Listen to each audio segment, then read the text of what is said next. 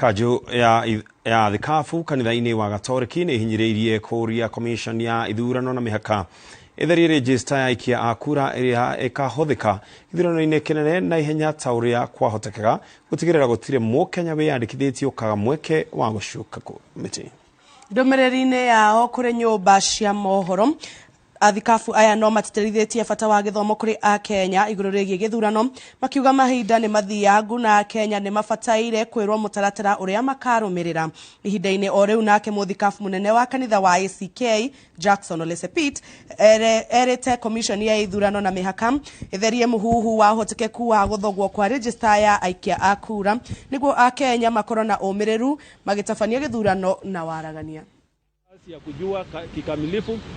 majina yao yako vizuri, na kama kuna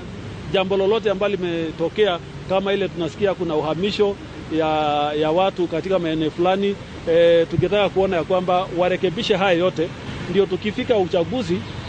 watu wote watakuwa wameridhika ya kwamba wameorodheshwa mahali ambayo wamesajiliwa. Wafanye pia clean up. Jana walituambia watu wangapi wamekufa tangu uchaguzi uliopita,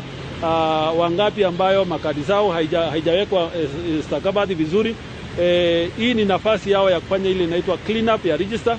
na wafanye kwa muda ambayo Wakenya watapata nafasi ya kuona hata kabla hatujapiga kura, ndio Wakenya waendelee kuwa na imani na IEBC kwamba wataendesha uchaguzi ambayo ni ya uhuru na ya haki, na hiyo itaondoa ile dhana ya kwamba IEBC imehusika kwa kuibia fulani ama kuharibia fulani. Tunataka tuweke vitu vyote above board, ndio sasa Kenya tuweze kupita hii kwa amani.